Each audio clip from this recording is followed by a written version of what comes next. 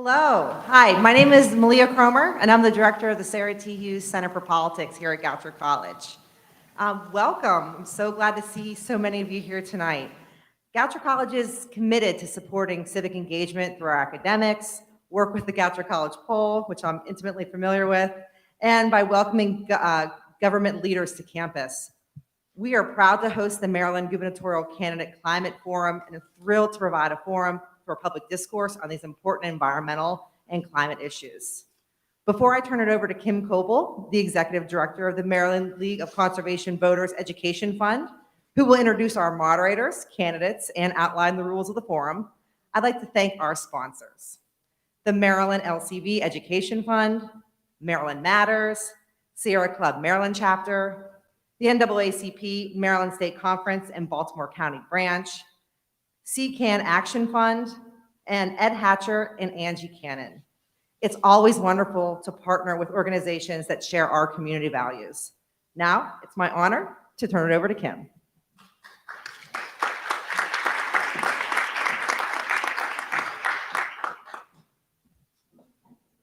Thank you, Malia.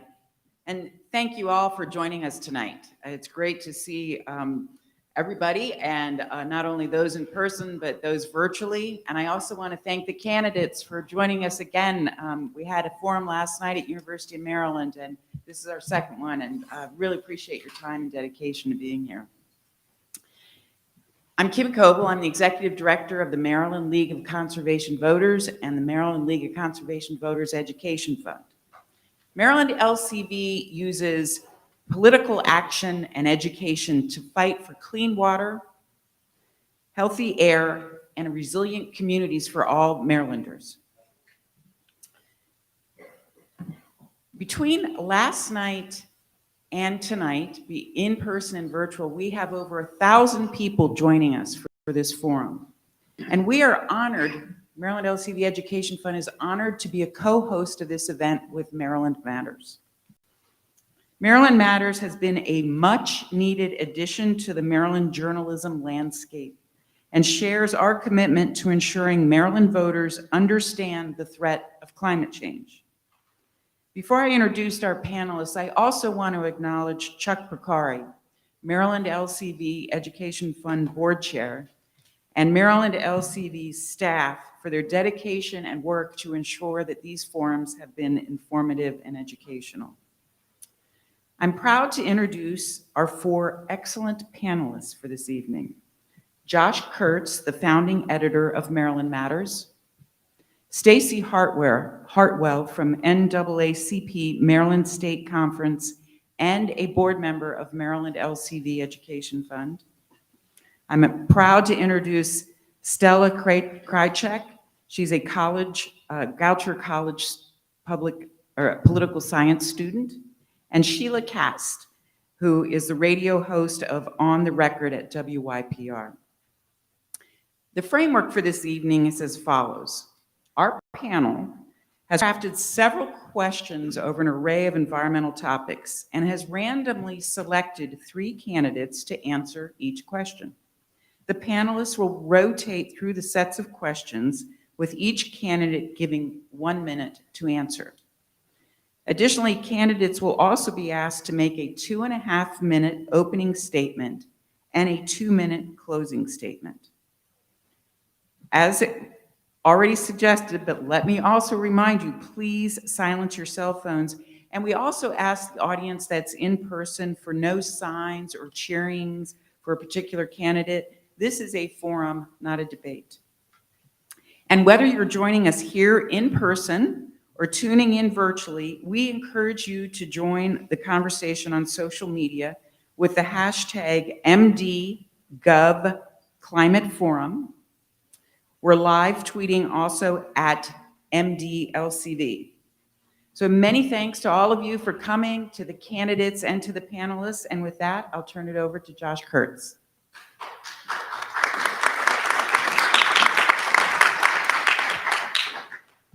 Thank you, Kim. Not sure if we're on, but good evening, everybody. Thanks again to the candidates for joining us. Thanks to the members of the audience, both live and out there in TV land. I'll introduce the candidates in a minute and talk about how we propose to do this. I actually first want to talk about the candidates who are not here. As folks have said, this is day 2 of forums that we were doing last night at the University of Maryland. Kind of feel like a traveling band or something like that with a different gig in a different town. But we kind of see these 2 forums as kind of pieces of one greater whole. And so some of the candidates were able to make last night are not able to be here. We invited all the candidates, Democrats, Republicans, and the Libertarian nominee. 2 Republican candidates declined almost right away to appear. Former State Commerce Secretary Kelly Schultz and State Delegate Dan Cox. 2 candidates were Democrats were with us last night and told us well in advance that they had conflicts and wouldn't be able to be here tonight. Former nonprofit CEO Wes Moore and former U.S. Labor Secretary Tom Perez. They were here with us last night. You can check out last night's forum on YouTube, on the Facebook pages of LCV and the Sierra Club and the NAACP, I believe. Another Democrat, former Prince George's County Executive Rushern Baker, initially told us he would be at both forums, and then on Monday, his campaign informed us that he'd be at neither. And State Comptroller Peter Franchot's campaign notified us, well, initially said that he could not make it last night and that he would make it tonight. Less than 2 hours ago, his campaign notified us that he had a quote, unexpected personal matter and wouldn't be here tonight. I will point out that Comptroller Franchot did put out a 30-second video on his social media pages on climate change today. I point that out. So we're going to start with opening statements, and embedded in that opening statement is going to be a climate question for each candidate. We will then go to questions from the panel. We're asking each candidate to go to a mic when they're speaking. During the question and answer period, we'll let the candidates know who's up next so they can be ready too. For the opening statements, we will start at that end. So I think first I'd just like to introduce the candidates and then we'll begin. And since I can't see anybody, I have to actually look at my cheat sheet about who's sitting where. So at the far right is a Democrat, former Maryland Attorney General Doug Gansler. Next to him is the Libertarian nominee, David Lashar, former state official, IT entrepreneur. Next to him, a Democrat, John Barron, a former Clinton administration official. Next to him, Laura Neuman, a Democrat, former Anne Arundel County executive. Next to her is former U.S. Education Secretary John King, a Democrat. Next to Secretary King is a Republican, Robin Ficker, a former state delegate and a real estate broker. Next to him is a Democrat, Jerome Segal, a retired college professor and researcher and founder of the Bread and Roses Party. And next to him is Ashwani Jain, a former Obama administration official. So welcome to the candidates, and let's begin with a 2.5-minute opening statement from Mr. Gansler. Embedded in this opening statement, we're asking each of the candidates a question, which is, what is your top climate priority for the state of Maryland? So General Gansler, begin, and Mr. Lashar will be next. Thank you, Josh, and thank you to the LCV and all the partners that are doing this tonight and last night, and thank you for all the candidates that did bother to show up, because they care about the environment. And so my relationship with the environment started when I was very little. All of you over 50 years old will remember this ad because it had an influence on all of us, which was a Native American who was canoeing down a river. It was pristine, and as the commercial evolves, there's trash all around. And at the end of the commercial, the Native American turns, and there's a tear going down his eye. By the way, he was actually an Italian guy, but needless to say, it had an influence on all of us. And I became an environmentalist at that point. And I'm the only environmentalist in this debate, and in fact, the only environmentalist running for governor. And I say, and it's very important for two reasons why we need to have an environmentalist. One is we need someone with credibility. You're going to hear a lot of rhetoric tonight. You're going to hear a lot of consult notes. You're going to hear a lot of things about what we should do and what the problems are. But I'm the only person here that you're going to hear from tonight that actually has done things in the environment. And I'll talk about that during the course of the night. And second, we need a candidate that can win. And that's where Goucher College comes in, because the poll that was taken by Goucher and Ms. Cromer was to say that a moderate Republican, Kelly Schultz, will be the likely Republican nominee, beats a progressive Democrat in this state in the most Republican year in our lives by almost 20%. So we need to have somebody that can actually win. When I was state's attorney of Montgomery County, I started the first criminal environmental unit in the state's history. When I became, and I was there for 8 years, and when I became attorney general, I appointed a special assistant for the environment. I then started environmental council. Many people in the organizations here were part of that council. So the government and nonprofits would work together to figure out how to solve problems and crimes. In fact, since then, I've been in the private sector. After 23 years in government, 16 years in elected office, and I think one of our colleagues here was in office for 2 years. During that time, I'm actually representing states, including Vermont, in a lawsuit against fossil fuel companies over climate change. So we'll have an opportunity tonight to talk about some of the things that we did, and then we'll ask you to look at Green Maryland, where we have what we're going to do going forward, including having a climate czar appointed to make sure that we actually look at every issue through the lenses of the environmental challenges that are presenting to us. So thank you very much. Look forward to the opportunity to talk tonight. Thank you. Mr. Lashar is next. And I did neglect to mention that there are timekeepers right in front of you, so please keep your eye out. Thank you. Last night it was Josh, and he did a good job. So happy to shed that responsibility. So good evening. I'm David Lashar, the Libertarian candidate for governor. And before I go into my standard introduction, I want to share that my grandmother went to Goucher back in the day when it was known as a finishing school. So it's nice to be here for my first time this evening. David Lashar, Libertarian candidate for governor. And for those in Maryland who are happy with what they've been seeing and getting from the Republican and Democratic parties over the last 10 years and more, you've got good options on the stage or not on the stage this evening to consider. But for those who have been less happy with what they've been seeing and getting, I'm standing as a principled, accomplished, and civil alternative. I'm an IT executive who has experience in federal and state government, and I live in Annapolis with my wife and my daughter. My wife has spent her entire career in environmental protection and natural resources.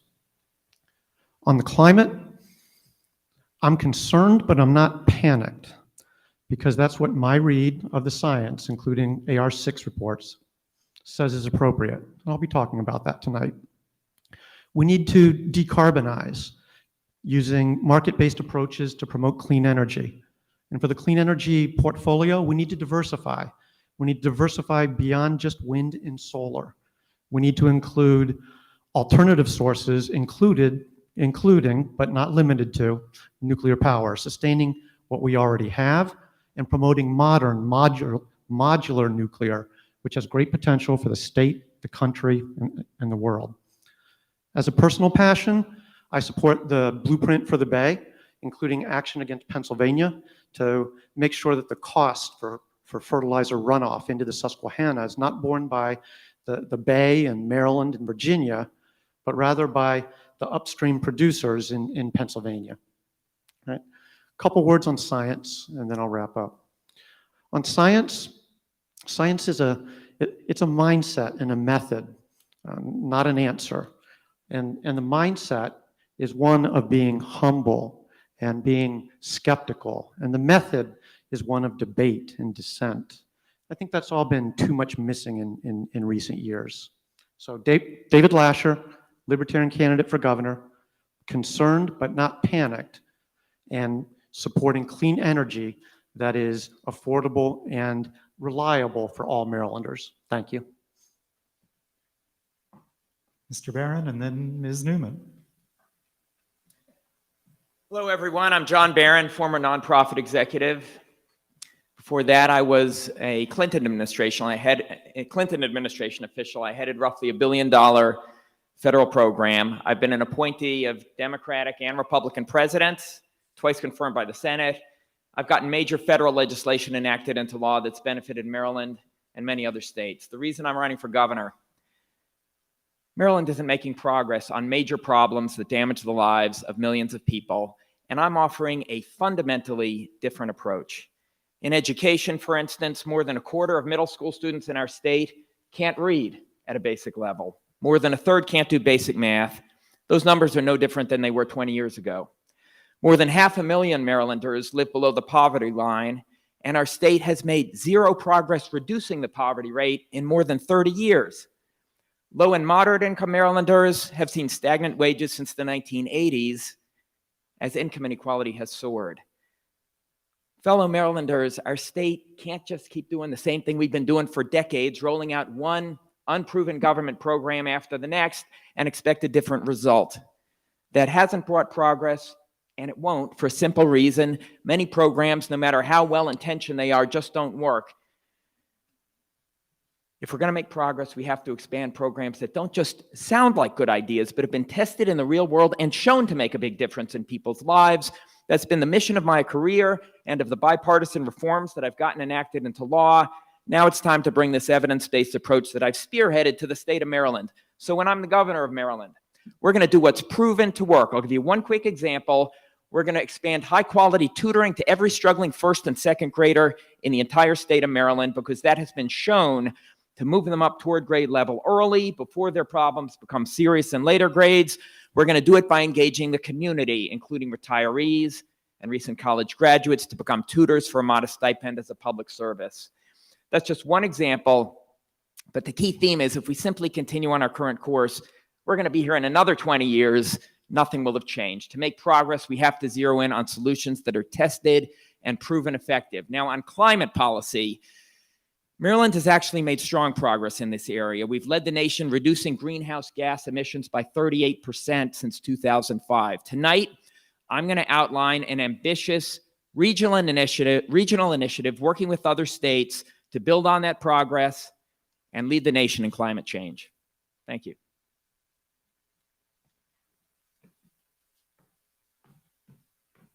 Last night, the chairs were too high. Tonight, I think it's the microphone.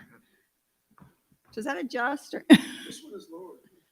you think so? I need a box. Yeah. Oh, this is perfect. Thank you. Last night, I was sitting on a bar stool and I had a dress and heels on. So tonight, I came prepared, and the microphone's a little tall. My name's Laura Neuman. I'm really pleased to be here with you this evening. When we talk about issues like climate change, we each come to this conversation with our own personal experience. I am born and raised in Maryland, born and raised in Baltimore City. And I will tell you, I've seen the very best and the very worst of what Maryland has to offer. I started out in inner city Baltimore at Jefferson and Montford Avenue. My parents were both high school dropouts and both had arrest records. And the environment wasn't something that we talked about growing up. In fact, the streets were asphalt, the sidewalks were concrete, the houses were brick, and the roofs were tar. There was no such thing as the environment. In fact, we didn't know anything beyond the few streets that we lived on. We talk about food deserts in the city. We should also talk about nature deserts. And it was from there that I went out into the world and, in fact, followed in my parents' footsteps, and I was also a high school dropout. My goal in life was really to have a path to opportunity. I was focused on whether I would eat or have shelter or have gas for my car. And so I didn't really have a chance to think about or know about, truthfully, that there was a world beyond the city streets of Baltimore until I was much older. I lived out of my car for 6 months while I saved enough money for the down payment on an apartment. I was a waitress, and I really just wanted a path to opportunity. I eventually found it. I never finished high school and I never finished college, but I eventually got a master's degree in business without finishing high school or college. And I became a tech entrepreneur because I wanted a path to opportunity. I also wanted to go out and see the Chesapeake Bay once I found out that it was there. And at 27, I had my first experience on a sailboat. I moved to Annapolis 2 weeks later. I fell in love with the Bay. And to this day, it is a central part of my family's life. In fact, we grow oysters because we learned about the Oyster Restoration Project. If anybody wants free oysters, we have thousands of them. You can't sell them as a private citizen, and so we try to share them. It is an incredible project, and we're really thrilled to be part of it. And we're trying to do our small part, but we also love it. So I'm pleased to be here tonight and tell you that the Chesapeake Bay is my priority, and I'm honored to be on the stage with my esteemed colleagues. Thank you for being here. Good night. Not good night yet, just good night for now.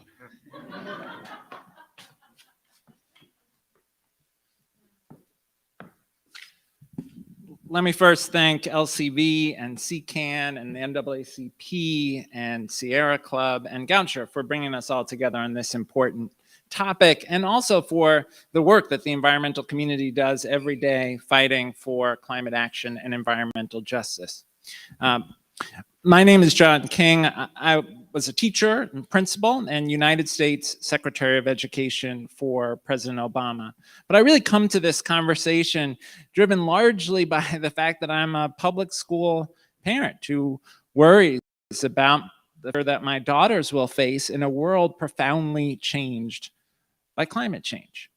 I worry about all the evidence we see around us. The loss of farmland on the eastern shore to saltwater intrusion, the flooding we see regularly in many parts of the state, including Ellicott City, the asthma rates in Baltimore, which are some of the highest in the country.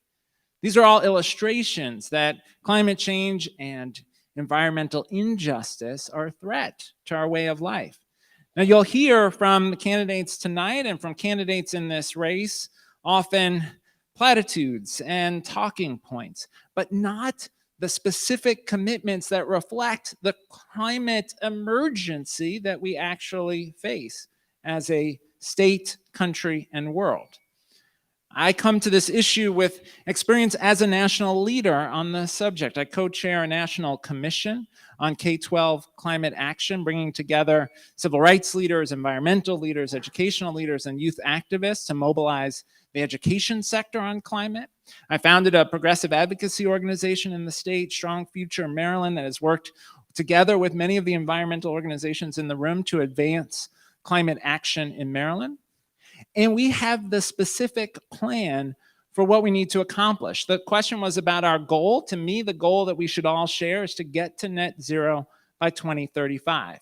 To accomplish that ambitious goal will require specific steps. It will require the state to lead by making sure the state fleet, all public buildings, all of our schools and campuses get to net zero. We need to have an electric state fleet. We have to have net zero public buildings. We have to make sure that that happens by 2030. We have to make sure that by 2030, 100% of our energy production is clean, renewable energy. We have to make sure that we are getting our transportation, 60% of our transportation by 2030 to electric. Those kinds of specific actions are what we should be focused on tonight so that Maryland can be the national leader we should be on this subject.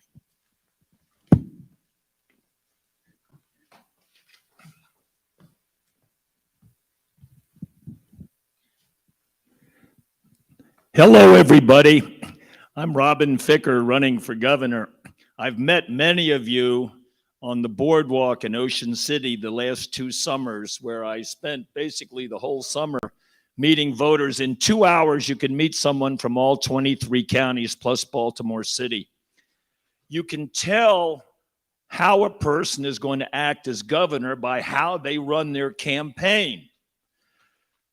We had to choose a lieutenant governor candidate. I live in Montgomery County. I've lived there all my life. I have a law office in Prince George's County, or used to have one for 40 some years. And Leroy Yegi, where are you, Leroy? He just called me, was trying to find this place. He's my lieutenant governor candidate. He has lived in Dundalk for 56 years. You have to have representation in Annapolis, you have to have someone who can communicate and knows well the people of Baltimore County. That's why I chose Leroy Yegi, because I believe Baltimore County is very important. Half of life is showing up. When there's a forum for gubernatorial candidates in Baltimore County, I show up every single time because I want you to know that I'm going to be showing up down there for you in Annapolis. I remember the last 4th of July, I was the only candidate up here who was in the Dundalk, Towson, and Arbutus parades on the 4th of July, all 3 of them. And I'll be there again this fall. I have placed 25 questions on the ballot in my county, collecting 10,000 signatures for each. They have received 2,537,000 votes. That is a Maryland record. We passed term limits with 70% of the vote. We passed a limit on property taxes. We passed a question which eliminated the choice of putting a garbage dump in a residential zone. We passed a question which eliminated sewage sludge trenching in residential zones. I am the ultimate citizen activist, and I will be the ultimate governor representing the citizens like you. It's a very great pleasure to be here to talk to you tonight.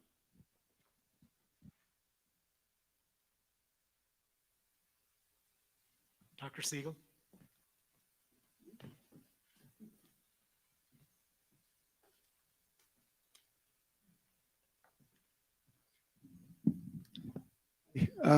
So you don't know much about me, but I'm not just an academic.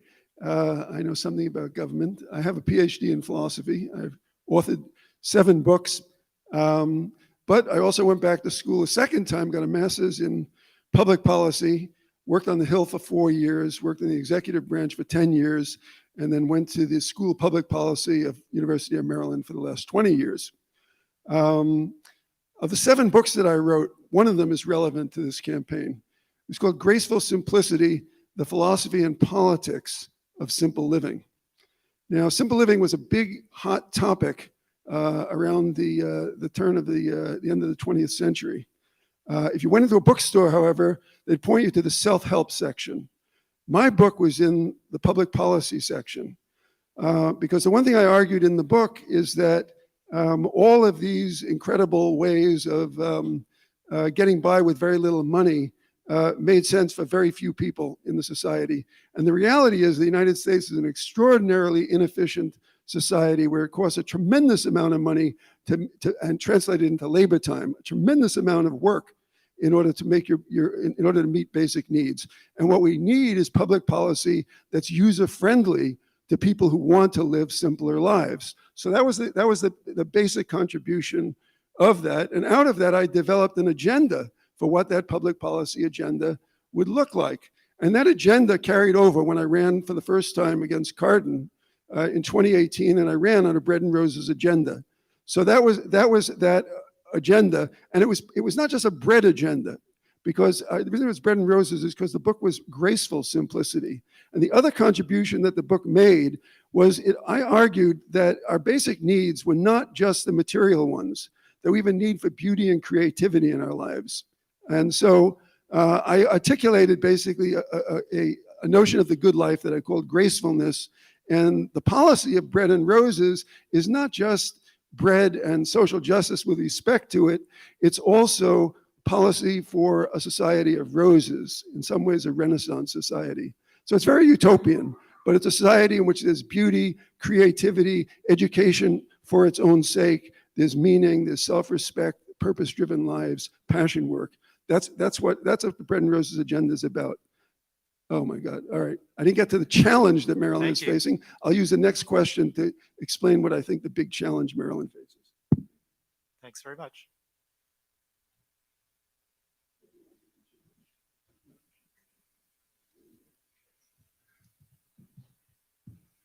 There's a lot of us, we know. All right. Thank you all so much for putting this together and for having me. My name is Ashwani Jain, and I use he, him pronouns. and I'm running for governor to make our politics more inclusive and accessible. Now, this idea of inclusion started when I was 13 and diagnosed with cancer.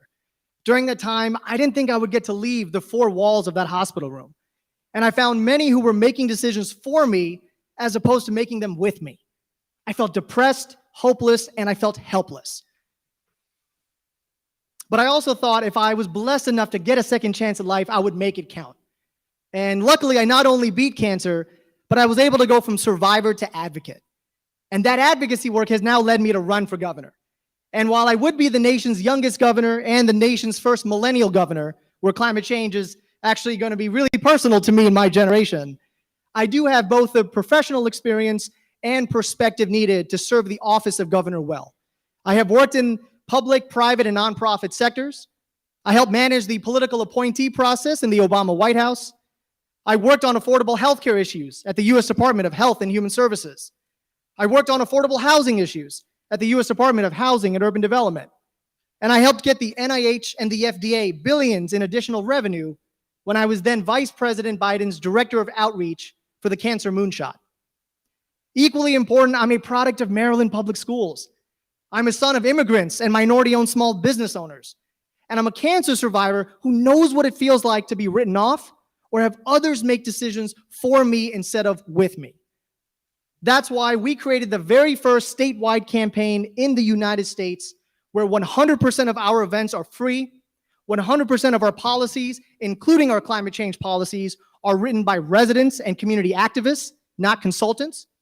And 100% of our campaign is run by volunteers from every age, background, and each of our counties, including Baltimore City.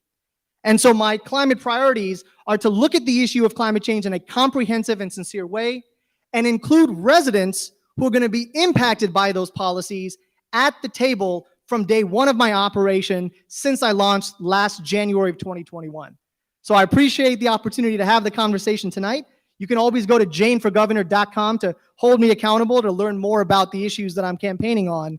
But with that, thank you so much. Thank you. So we're now going to questions and answers, and I'm very privileged to be working with a great panel. It occurs to me that it's three women whose first names begin with S. So our first question will be from Sheilah Kast, and we're going to direct it to Secretary King, Ms. Neuman, and Attorney General Gansler in that order. So Sheilah, take it away. And they have a minute and a half, right? 1 minute. 1 minute. So good evening, everybody. Thank you for taking the time to address these issues. What are your specific plans for increasing access to affordable, renewable energy for Maryland residents?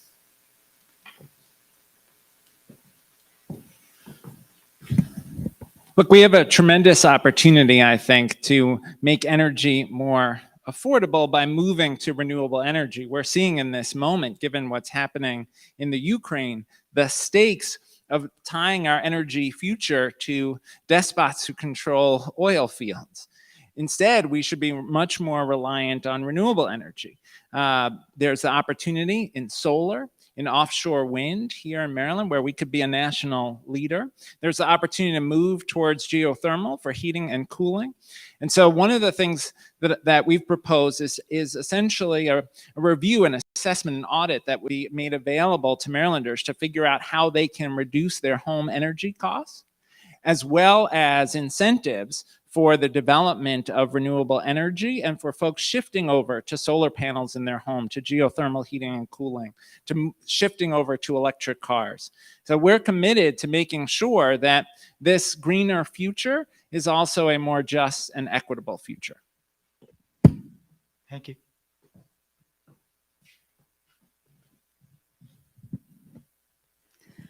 That's a great question. I'm really glad that you asked that. And I will be candid coming into this conversation. It's not a question I had given a tremendous amount of thought to, which really brings me to fundamentally why I'm running for governor. And that is that we need to have fairness for everyone in our community.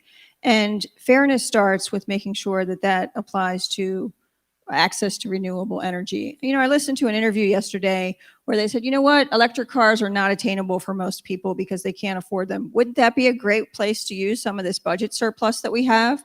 How about if we make solar panels available to those in our community who really can't afford to put them on themselves? I 100% support that. And I tell you emphatically tonight that not only would that get a tax incentive, it would get additional funding in the budget. So I make that commitment here tonight. Thank you. Thank you, Laura. When I was Attorney General, we took on the big corporate polluters, and we got $4.6 billion, for example, against American Electric Power, biggest settlement in American history. We also took on PPG, which is a company in West Virginia that was sending mercury into the air into Western Maryland. I'll take on the utility companies if they don't provide access to opportunity for people that are underserved in underserved communities and communities of color. And we need to have renewable energy, so we have the competition. We need solar energy in our public spaces, our residential spaces, our commercial spaces. We need offshore wind off of Ocean City. We need to convert the 2 billion pounds of chicken manure that goes into the Chesapeake Bay each year into a power source, a eco-friendly power source with electric trucks bringing it in, and so make sure we have more open space and less sprawl. We've already, if you look at our Green Maryland platform, which is by far the most extensive environmental platform, because that's a huge issue for us, as it was when I was considered to be the environmental attorney general, when I was attorney general, the head of the Attorney General Committee for the entire United States. We went after, on Reggie cases, we went after mercury. So we need to make sure we have renewable energy, chicken, poultry, solar, wind, and I'll turn it over to nobody. Thank you. Our next question comes from Goucher's own Stella, and we'll be asking it of Mr. Jain, Mr. Barron, and Mr. Lashar. As many of you know, agriculture is widely accepted to be the biggest contributor to Chesapeake Bay pollution. How do you plan to reduce farm runoff? Have you accepted, or do you plan to accept, any campaign contributions from the poultry industry?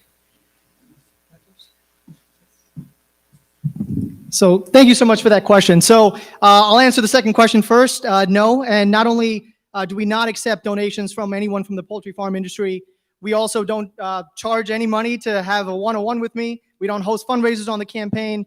100% of our events are free and accessible to every single resident. We also don't take money from developers or corporations.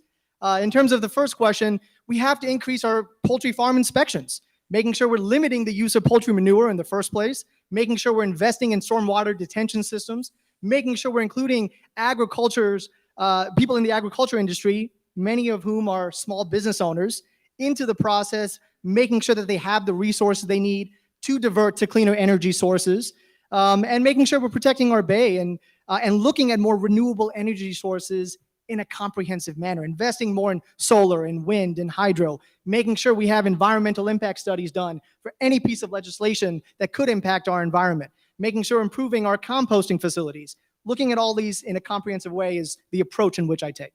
Thank you. Thank you, Mr. Barron, and Mr. Lashar next. First of all, I am not taking any money from corporations, PACs, or Maryland lobbyists. Maryland deserves a governor who will answer to the voter and the voters, not to special interests. In terms of agricultural runoff, this is an area where the state, under the Hogan administration, has not provided enough resources to enforce existing laws. So that would be a key priority for me. I would also point out that overall on Chesapeake Bay Health, Maryland is doing pretty well. We are on track in most areas to meet the 2025 goals set out in the Chesapeake Bay Clean Water Blueprint. The problem is that other states are not. Pennsylvania and New York are very far from meeting the goals. So what's really needed for the governor to do and for our state to do is to work with the federal EPA to make sure that those other states are brought into compliance. That's number one. And second, to work partner to partner with other states and other state governors to make sure they control bay emissions. Mr. Lashar. Poultry industry. I would talk to them or anybody, meet with them, work with them or anybody else, but take the money. I already mentioned the impact of Pennsylvania, right? As far as fertilizer runoff goes. I agree with John. It's also coming from New York. I think that working with the Attorney General would be another tactic to use to get Pennsylvania and New York to adopt better agricultural policies. I think the one other tactic that I would offer is tax incentives for farmers to plant trees along their waterways. Riparian buffers, I believe, is the term of art, right? Incentives for that would be very affordable. I think that they would spur action, and I think they would have a good effect. So those would be my ideas. Thank you. Next question comes from my neighbor, Staci Hartwell, and will be directed first at Mr. Ficker, then Ms. Neuman, then Dr. Segal. Thank you. Candidates. Shortly after coming to office, Governor Hogan canceled the shovel-ready Red Line light rail project that would have brought 10,000 jobs in a 5-year construction phase, dramatically reduced commute times, and $3 to $6.5 billion in transit-oriented development. The Purple Line from Bethesda to New Carrollton was approved for construction and already has $12 billion committed to development along its corridor. The question: how would you make up for the economic development lost to Baltimore? And secondly, do you plan to revive the Red Line proposal in Baltimore?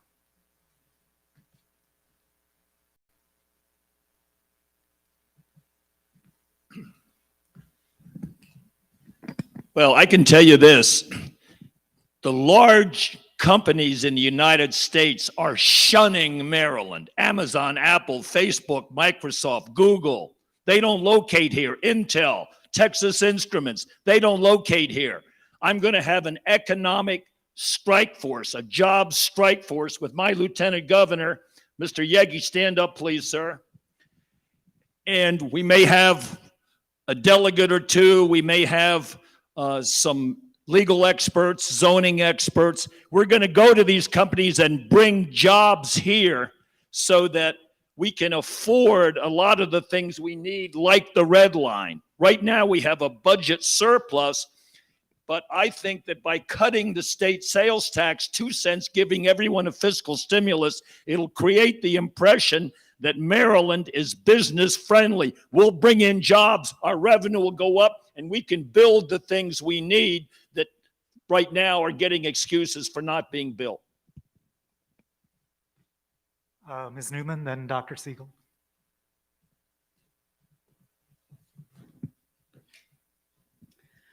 I grew up in public transportation in Baltimore City. My parents seldom had a car that worked. In fact, it didn't work as often as it did. And sometimes we didn't have a car at all. So in order to leave my immediate neighborhood, I had to get on the Mass Transit Administration. That wasn't a subway or the Red Line, it was a bus.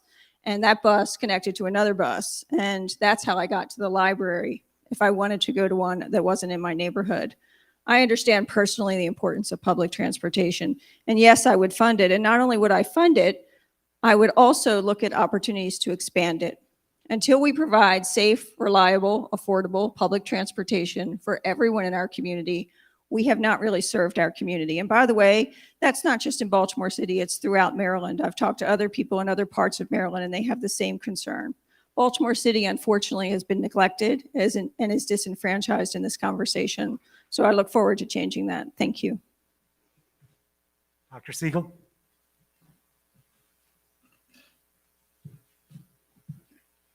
So yes, unequivocally support the Red Line and the Purple Line and a lot more for mass transportation. But I come at it from a different perspective for different reasons. You heard what I said before about looking for policies that are user-friendly for people who want to live a simpler life. Right? The wisdom of simple living, and it's age-old, every wisdom tradition basically, is that there's a trade-off between time and stuff. And we live wrong. We don't live well when we sacrifice time for more stuff. We have to go in the other direction and have less stuff and more time. And of course, that's got its climate implications and so on. Well, what made that really possible for mankind was the revolution in agriculture. Used to be the case that people worked 70 or 80% of their time to have the food to stay alive. The revolution in agriculture made it possible, in fact, to satisfy your food needs as it does today. 15% of the household budget, which really corresponds to 15% of the time you work, is basically to have your, oh my God. All right, this is just terrible. Terrible. It's not All right. You cannot develop a complex thought. All right. So I've got the next question, and asking it of Attorney General Gansler, Mr. Barron, and then Secretary King. State agencies rarely have enough inspectors to check facilities such as poultry farms, rendering facilities, or trash recycling plants. So communities around these facilities often suffer from the ill health effects. How would you change the budgets of your agencies to ensure you're safeguarding public health? Mr. Gansler, start with you. The budget is a moral document. And when you start by having an environmentalist as governor, you're going to make sure that we have enough inspectors. That we had issues with that when I was Attorney General in terms of the CAFOs and some of the other areas that were woefully under-inspected. And so we would need to make sure that our climate czar is working with people that have a climate focus within each agency in Maryland state government. I was fortunate enough to serve for 16 years running agencies, and we were able to actually manage our job and have a long record of accomplishment, particularly in the environmental field. It just has to be a priority, and you just have to make sure that you do it, and then you have to enforce it. And so when we go after these companies that pollute, we did 22 river audits when I was Attorney General all throughout the state, and we went to each of the rivers and identified what works and what didn't work and who was polluting and who needed to be prosecuted. Well, we need to make sure we have that same attitude when we're running the executive branch going forward. Mr. Barron, then Secretary King. So Maryland has done very well in reducing climate change. We've led the nation, as I mentioned, in reducing carbon emissions over the past 15 years. One of the main reasons is because we are part of a regional initiative called RGGI with 10 other states, where we put a cap on the amount of power plant emissions, an enforceable cap, and let industry decide through emissions trading, it's called cap and trade, how to achieve how to meet those caps in the most cost-efficient manner. It's been very successful among all the RGGI states. It's reduced carbon emissions by 47% over the past 10 years since RGGI began. I want to bring that same approach to other sectors of the economy, not just power plants where RGGI applies, but transportation and buildings and industry. What that would do when we auction off permits to emit, it would create a new source of revenue. RGGI, I think, generates about $60 million a year. That is a new source of revenue that I would use to rebate to disadvantaged communities, and also to provide the resources for environmental inspections. Thank you.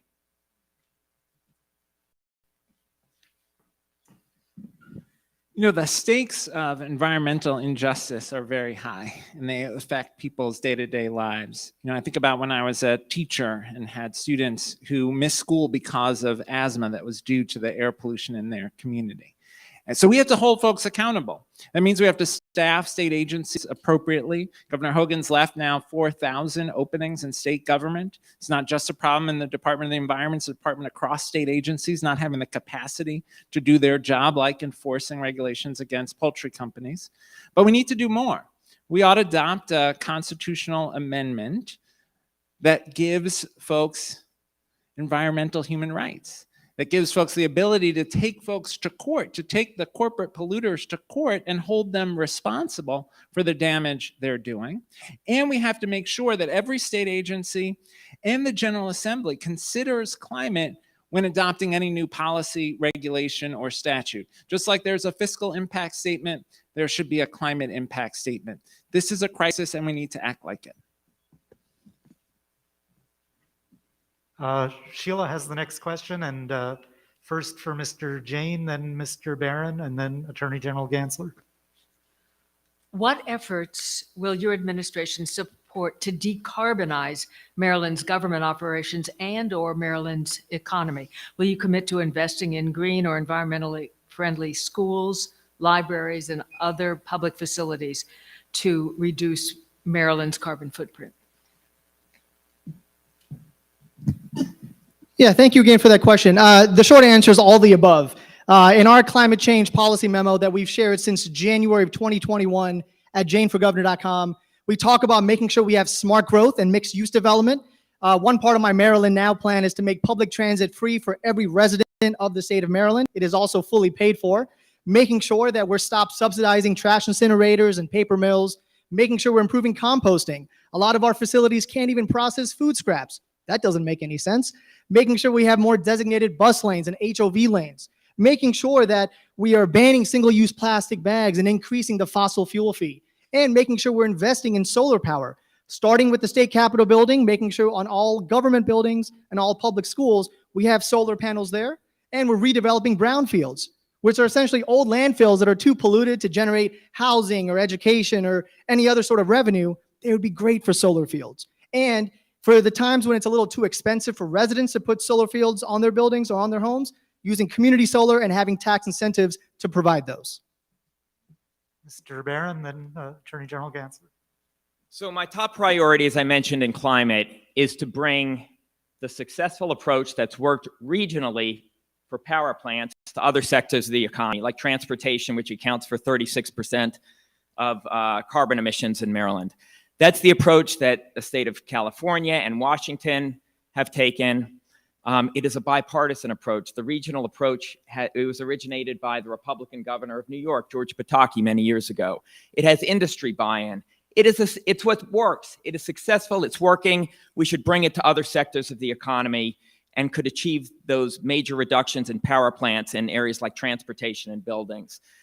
I also support, when it comes to government buildings and government vehicles, a similar approach, setting performance standards, enforceable performance standards, like a 30% reduction in emissions and so on, but leave it up to industry to determine how to achieve that in the most cost-effective manner and which technology to use. Thank you.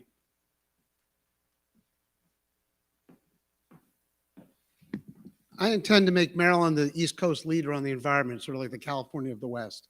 And by doing so, we need to do things like mass transit. We need to have the southern branch from Branch Avenue down to Waldorf. We need to have mass transit. We need to have the red line. We need to have the purple line. We need to have the link from up 270 from Frederick to Shady Grove. We need to use the Woodrow Wilson Bridge to connect the subway, which was built for.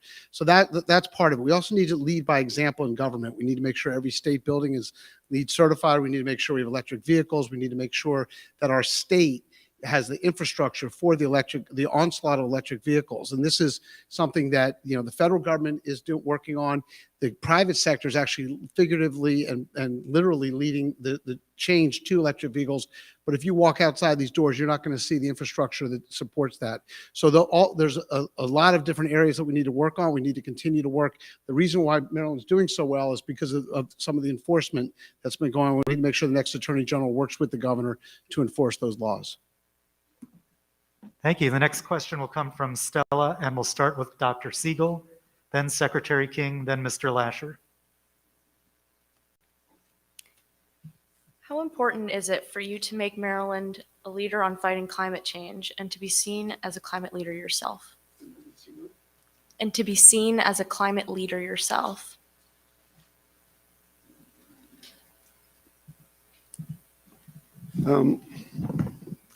The last thing about being seen as a climate leader is very important. I didn't answer before what the real challenge facing Maryland is. The real challenge is actually making a difference with respect to climate outcomes.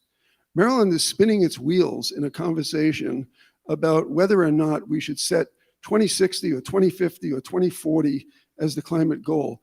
You know what? It may reveal something about people. It may make you feel good. It doesn't make any difference in terms of climate outcomes. Look, if it's 2020 or it's 2060, how does that affect the level of the Chesapeake? Will it rise 3 inches more on one and less on the other? No. 1 inch? No. You won't be able to measure it. It's the same thing with respect to global warming. It makes no difference. So the issue for Maryland is actually, what can we do that would make a difference? And there are a lot of things that would make a difference. There are technological breakthroughs that we could work on. There are social inventions. For instance, I have a proposal for a near free EV that if that cut on and we were seen as the leader would affect the whole country. And EVs would start with poor people. Thank you. Secretary King. Maryland should be a leader on climate action for moral reasons and economic reasons. The moral reasons are failing to act on climate is dooming future generations to the consequences, whether that's the loss of waterfront homes, whether that's the climate refugees that we will see. My mother was from Puerto Rico. When you think about what's happened there because of Hurricane Maria and the long-term consequences, that's what the whole world is facing if we don't take action. So that's the moral charge. But there's also an economic benefit for Maryland in leading on climate. We can see that here in Baltimore County, where a steel plant that was closed is now reopening to produce steel for wind turbines. That's economic opportunity that can come through offshore wind.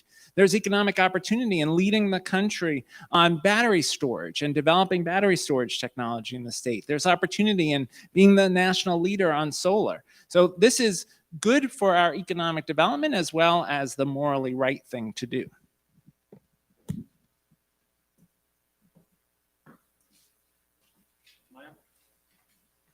Mr. Lashar, yes, sorry.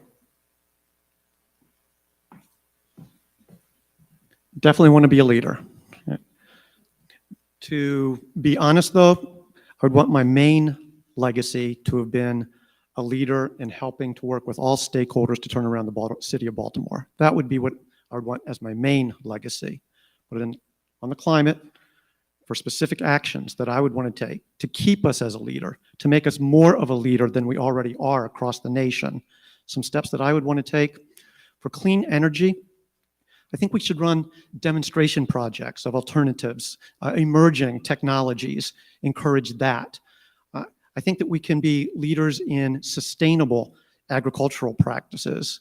And I think that we could step forward and leverage the Bay, take advantage of our natural heritage with the Bay, and as we make it cleaner, also make it #1 destination for ecotourism in the US, or at least a leading and known destination for ecotourism. So there's a few ideas for you.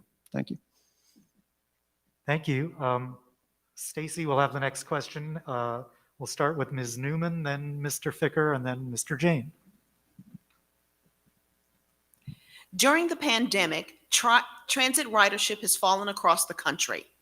Because Baltimore's workforce has a high percentage of essential workers, Baltimore's ridership fell about 55 to 60% compared to 94% in the California Bay Area. With 2 out of 3 jobs in our region requiring at least 90 minutes commute by public transportation, how would you determine the level of investments you would make in public transit services?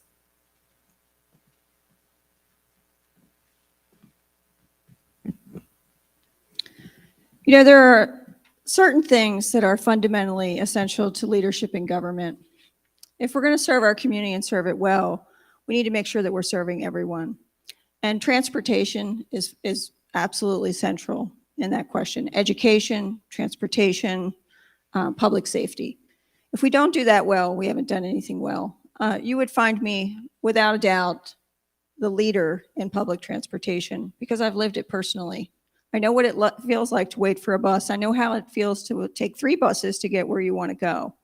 And if we want to do the best work that we can for the community that we serve, then we will make sure that it is available to everyone and that it is affordable and that it is safe. You know, it's hard to understand how difficult that challenge is if you haven't lived it personally. And I would challenge every person on this stage to try and get from one side of Baltimore to the other on public transportation. Tell me how many different modes of transportation you take and how long it takes you to get there. Thank you. Mr. Ficker, then Mr. Jain. Thank you, Staci. My favorite four-letter word is JOBS. We need to bring jobs into Maryland. President Biden mentioned the $20 billion semiconductor plant that's locating in Ohio. Remember in his State of the Union? That plant should have been in Maryland. There have been 20, $30 billion semiconductor plants in Arizona, North Carolina, Texas. We should have one in Maryland. We should have one near Baltimore so that these folks who are worried about how they're going to get across town or how they're going to pay their rent, they'll be earning $40 an hour making semiconductors. And believe me, they'll be able to find a way to get here from here to there. We need to bring in some jobs, and Maryland has fallen short. Our job strike force is going to bring in these powerful companies that have good paying jobs. Then some of the other problems fall to the wayside.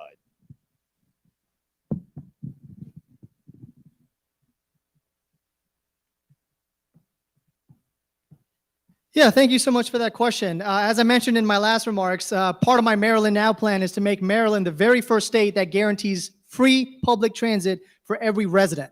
Not only is this going to help individuals get to and from work, not only is it going to help businesses get more customers and get more loyal employees, it's going to help seniors and retired folks who are not able to right now get around their town or their cities. It's going to help those with disabilities who are also not able to leave their homes in a productive manner.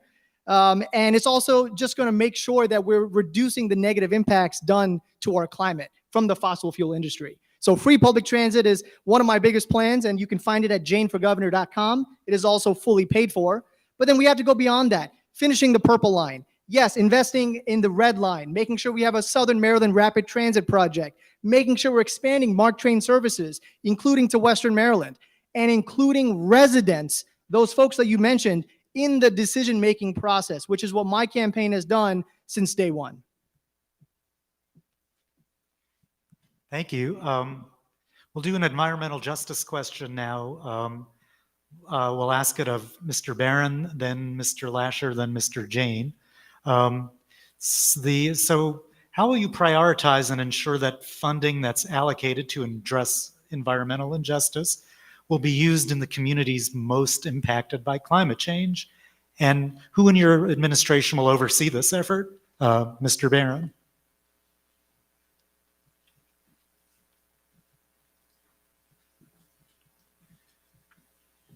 The initiative that I've outlined, where we auction off permits to pollute and have enforceable caps, will generate a substantial amount of revenue.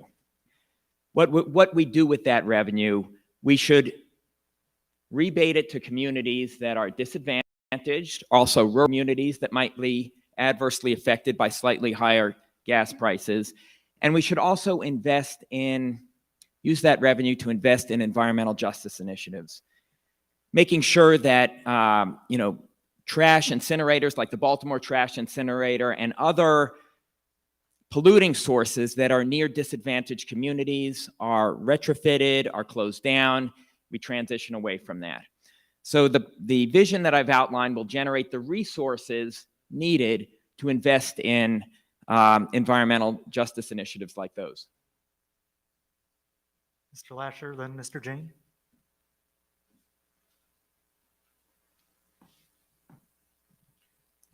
First of all, the easy part is making sure as governor that we met the mandates that were passed and the metrics and the goals that were passed through the General Assembly and put into law. Follow through. It's not just passing laws, it's following through and making sure they come to be. So that would be a priority. Second, I think it is important, the question of who would be responsible for answering to climate justice and making sure that we're accounting for the impact, the disparate impact of past policies and past events on different communities and populations. And in my administration, it wouldn't be the climate czar. I would have those responsibilities in my number two, my Lieutenant Governor, Christiana Logan Smith. And so she would be with me, she would be an empowered voice, and her portfolio, her main three responsibilities would be energy, environment, and economy, including justice. Thank you. So for me, climate justice is about including residents, especially those impacted by all the decisions, all the policies we're talking about, at the table in a very easy manner. And to prove that, that's why we're running our campaign to be entirely 100% crowdsourced by these residents, by these community members, by these activists, and also making sure that you're creating an administration where you have those leading these different agencies and these different initiatives who have those lived experiences. One of my jobs in the Obama administration was help managing and diversifying the political appointee process, whether it was at the Department of Education, Department of Labor, Department of Energy, the EPA, making sure that those residents, those community members had a real leadership role within the administration. And it's those lessons and that experience that I would take if elected governor in my administration, making sure that anyone who's running my agencies is accountable, accessible, but also understands personally the impact of the policies they will be in charge of enforcing. Thank you. We're going to try to squeeze 2 more questions in. Stella will ask the next of Attorney General Gansler, then Dr. Segal, then Mr. Ficker. Plastics are a major source of pollution that affect fish and crabs.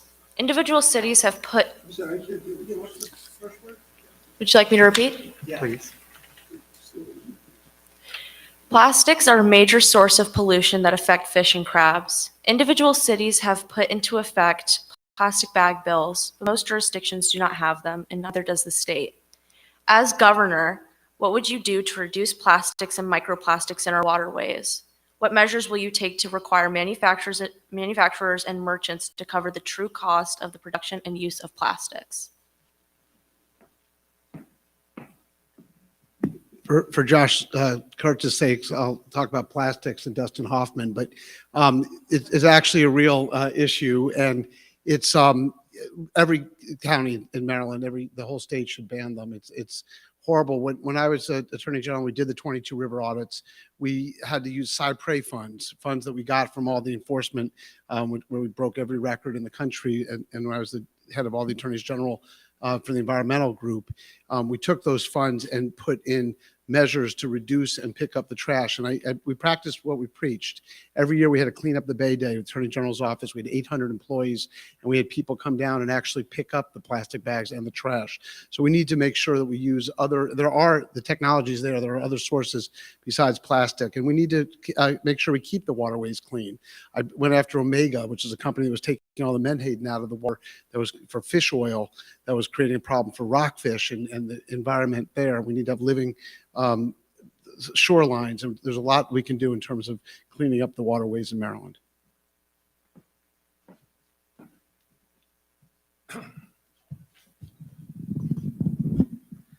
Well, I may be the only veteran up here. I may be the only real estate broker up here. I may be the only farmer up here who owns a tractor, but I know that I'm not the only one that's upset about all these plastic bottles that you see in the bay. You see them all over the place. In Montgomery County, we have an excellent recycling plant. We have an excellent recycling system where people every week put out their bottles, their plastic. We've got to recycle. Now, I know that the biggest contributors to the dead zones in the ocean are Vietnam, China, the Philippines, that part of the world. But we need to educate our youth, and that should be part of the educational system in every school to teach people recycle the plastic. And we need to put pressure on the manufacturers so that their plastic disintegrates within a short time rather than a lifetime. Dr. Segal, you're next.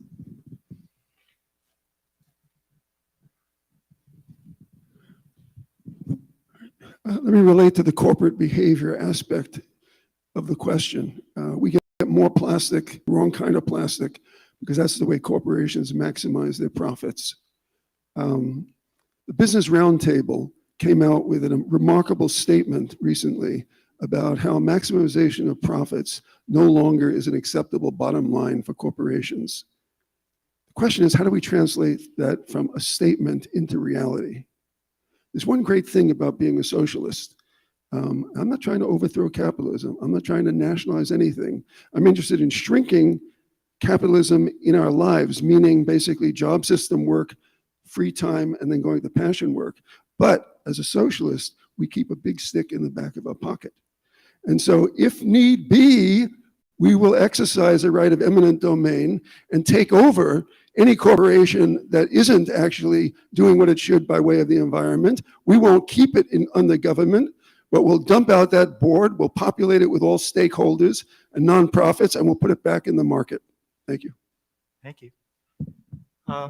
Last question, Sheilah will ask the last question. We'll start with Secretary King, then Mr. Lashar, then Ms. Neuman. Sheilah. Last question. How will you ensure that young people will have the opportunity to have high impact and high quality jobs centered in mitigating and preventing climate change?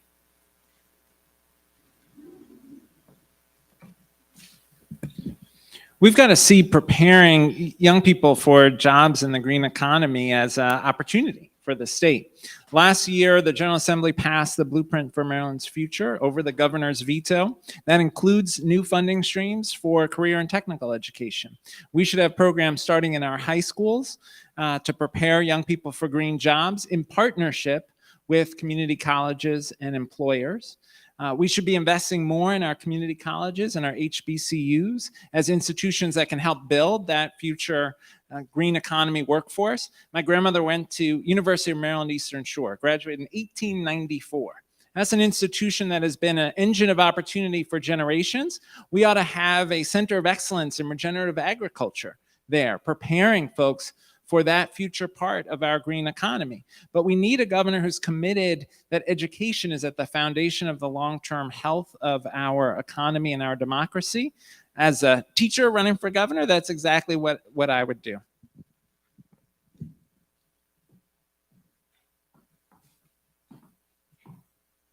It's an interesting question. Because the answer is going to be beneficial not just to those who want to have careers in the green economy. The answer is one that benefits everybody no matter what they want to do. And so it's really an education question is what I see your question as. And what we need is better schools in which students have choice as to where they go and schools have choice as to what they teach. Right? We need to take the model that works so well in higher education, right?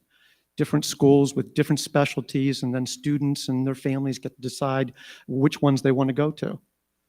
Under a choice-based model, we can have schools that have relatively more green-oriented curricula. And the students who are interested in that can choose to go there.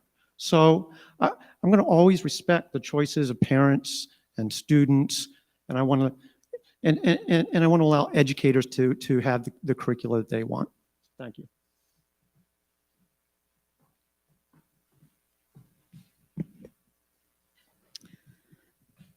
Fundamentally, I don't think that we'll be preparing the next generation for jobs and the environment or climate. The truth is, we're not pulling them along, they're pushing us. I have 2 teenage children, and I can tell you they probably know more about the environment than anyone sitting in this room. We've made sure that they're educated, they're informed, and they care. And they also have, in addition to being the environmental generation, they also are the innovation generation. They will come up with new ideas. They will come up with new solutions. I believe in them. And the truth is that I already have interesting, informed conversations with my kids around the dinner table. If you talk to any employer in the state of Maryland, they'll tell you the importance is matching up job skills with job opportunities. It is rare to talk to a young person today who can't talk about sustainability and the environment. I'm encouraged for the future, while at the same time cautious about the mistakes we've made. Well, thank you. This was, very informative and thought-provoking. We've reached the point of closing statements already. We will start with Secretary King, move down my way, then jump over to Mr. Gansler, and then end with Ms. Neuman.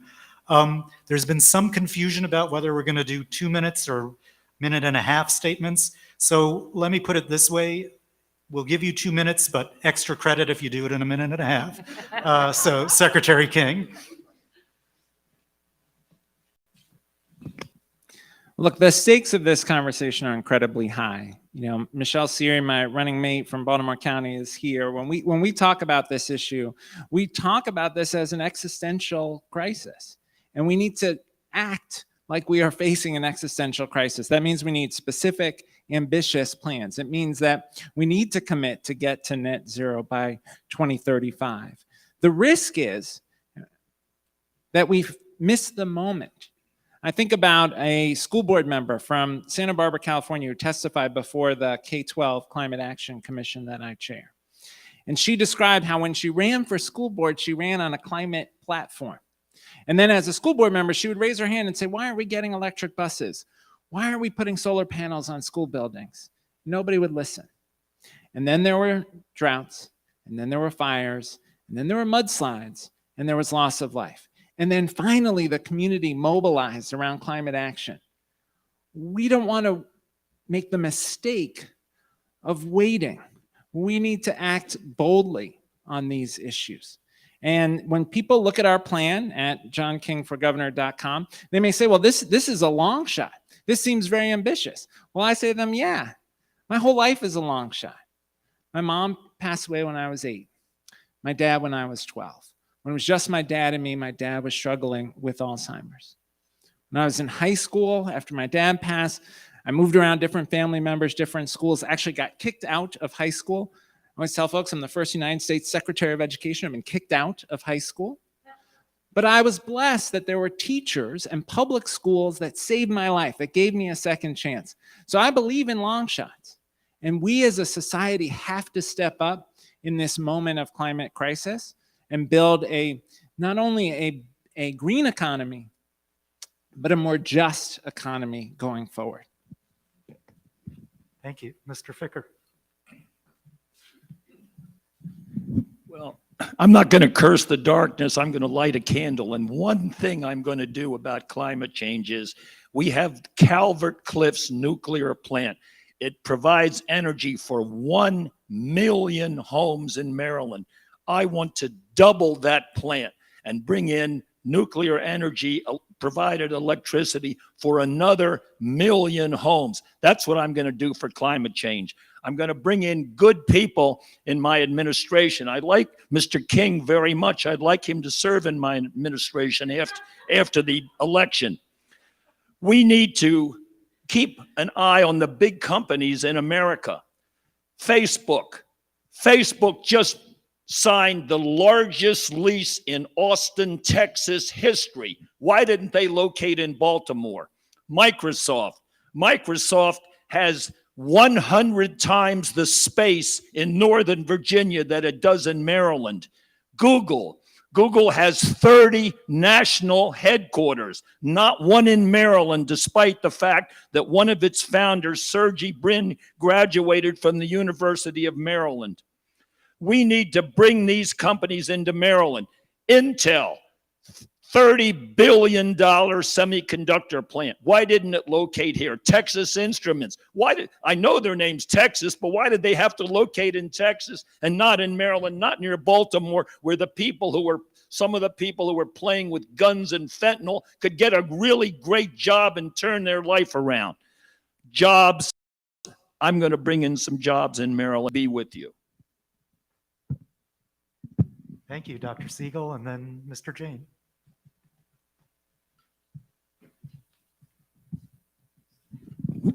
So I said earlier that the biggest challenge facing Maryland is to figure out how to make a difference in terms of outcomes. And that means actually affecting something much bigger than Maryland. In the biggest terms, it means affecting the world. What I think Maryland can do beyond the things that I talked about before about making a difference is it can model the difference between growth and development. It can model a choice of time rather than stuff. And I call that, I wrote a book about it, and I would call it for Maryland to become the graceful simplicity state. And on my website, I have 9 categories of utopian transformations that would be involved in that. Reimaging work, right? Leveling, right? Education for its own sake. Beauty for all, a Marshall Plan for Baltimore, global humanization, friending the earth, and it goes on. And under each one of these, I've got a half a dozen or a dozen specific policies. So an enormous amount of work has gone into developing the policy basis for how, in fact, can we model and how can we become the graceful simplicity state. Now, it may sound utopian to you, and it is, but here's the point. Dealing with climate change has expanded enormously the time frame in which we do policy. We're now thinking in 28-year blocks between now and 2050. 28 years, right? 28 years is enough time to do utopia, much more. I'm Jewish. My point of reference is the rise and fall of the Third Reich. 1933 to 1945, 12 years. 12 years, and Germany went from the Weimar Republic to Nazi fascism and back again. In 28 years, we can remake the world. The point is to think big. What we want to come out of this with is not having beat back climate change. It's having transformed Maryland and through it, the world. Thank you.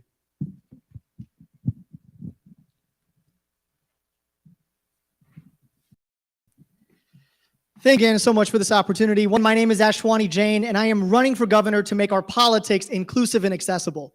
Because when you talk about any issue, climate change, reproductive justice, housing, healthcare, education, criminal justice, economic development, if residents are not given a seat at the table from day one, none of these policies are going to be equitable. We've seen this time and time again in every election.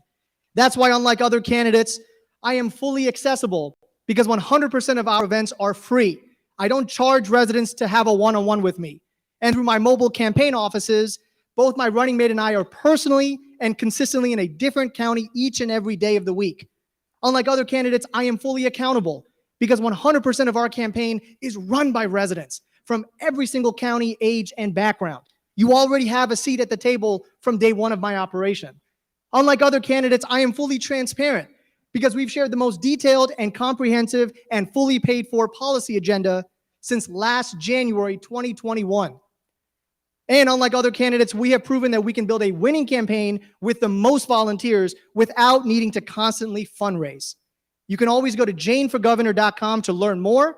If you want to have a one-on-one conversation with me to talk about any issues we discussed tonight or issues that were not discussed, I'm happy to make the time to do so. Thank you so much.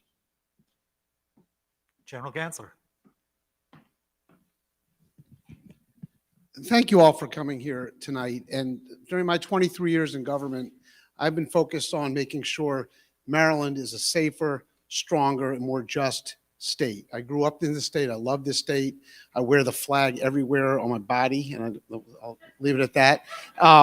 But we need to make sure that our next governor has that kind of experience, not just because I'm old and been around a long time, because I understand how the levers of government work. When I got standing for some of the partners here tonight, the LCV and others, to sue polluters around and be part of the permitting process and sue polluters, that was important. Today, I announced I actually filed for governor with Candace Hollingsworth, my lieutenant governor, which is wonderful. She was the mayor of Hyattsville for 6 years, transformed that city, then left to start our Black Party, which is a national organization.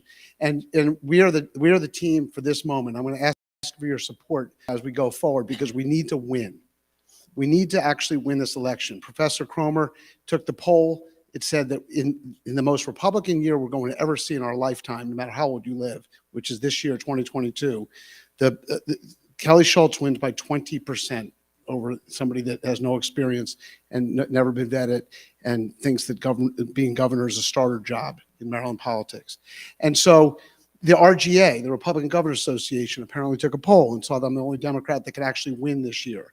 And the reason why that's important is not to be braggy, because I'm not. It's because everything we've talked about tonight, all the mass transit projects, all the climate reduction, getting the carbon reduction for the climate and climate change that we're facing right now, none of that's going to happen. I mean, you saw it. Governor Hogan took a sledgehammer to Baltimore when he canceled the red line. And that's what you're going to see for another 4 years of Republican leadership. So we actually need to have a candidate that can win the general election, who has progressive values, has the environment as one of their top priorities. And thank you again for being here tonight.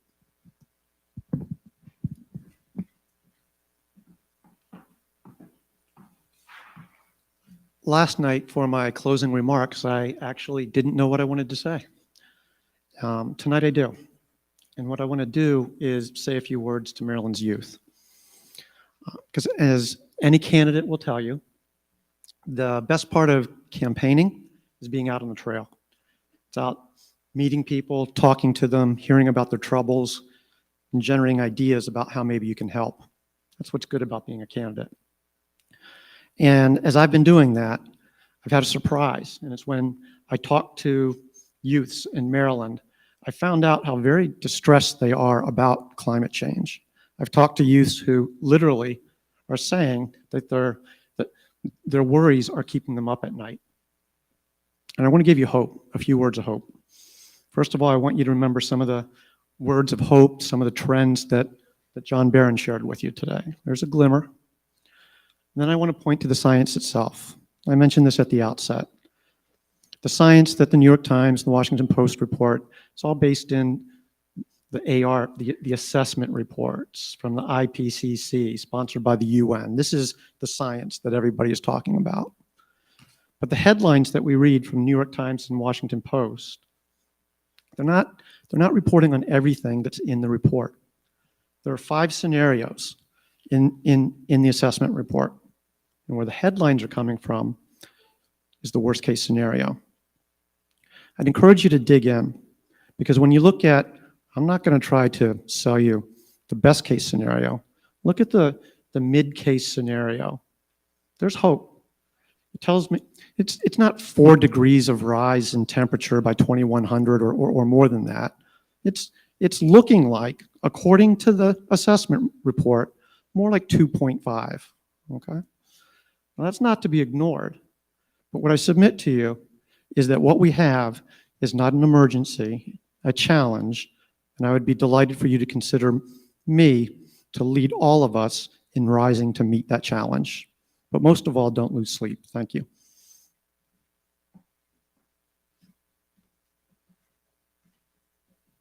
So I am the only candidate here tonight who has outlined an actual vision, an ambitious vision for how to reduce greenhouse gases. And it recognizes first and foremost that Maryland is one mid-sized state, and this is a big planet. So we are most effective when we act regionally, when under RGGI, the regional initiative I described, for example, we are partnering with New York and New Jersey and other big states. That's number one. Number two, the regional initiative has been extraordinarily successful in reducing power plant emissions by nearly 50%. I want to bring that same approach to other sectors of the economy. I would immediately join the new Transportation and Climate Initiative program, TCIP, joining Massachusetts and Rhode Island and the District of Columbia in bringing that same approach to transportation, and I would bring it to other areas as well. Beyond that, I would lead as my own I would be the environmental czar of my own administration, because I would lead in trying to get other governors to join this regional initiative.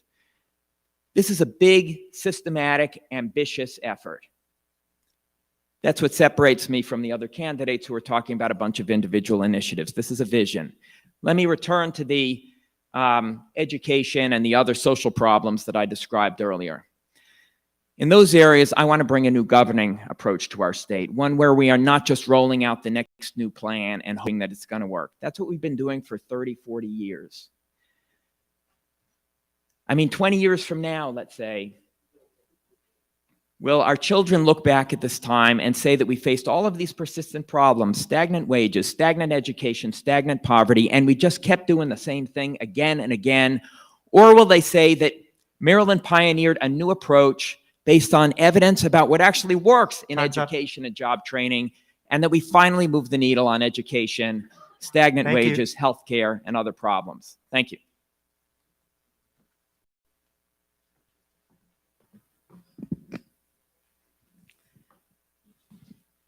All of us here tonight talking about the environment do so from a point of privilege. We can talk about the environment because there's room in our lives to talk about it. As we stand here at Goucher College, I want you to know that this is a place I dreamed of going to school to. I dreamed of going to school here.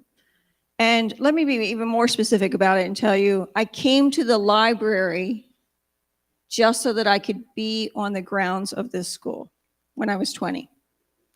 Going to college wasn't an option for me, but it was my dream for a very long time. When I decided to run, it is because I went back to the childhood home that I grew up in East Baltimore. I was asked to go back, interviewed for a documentary. I've lived an incredibly fortunate life. It's had its challenges for sure, but overall I feel incredibly grateful and fortunate.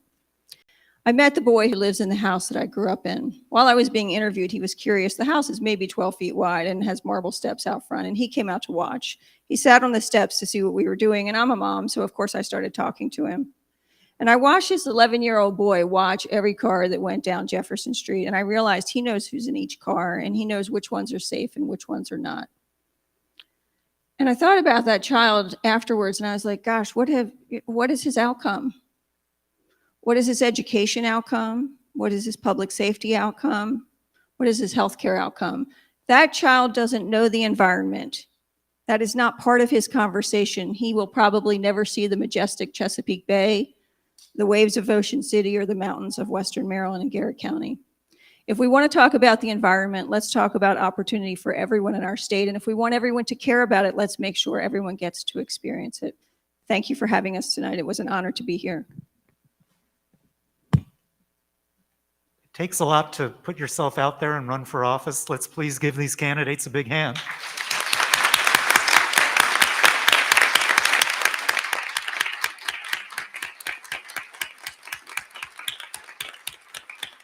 Thank you to the audience, both here live and out there in internet land.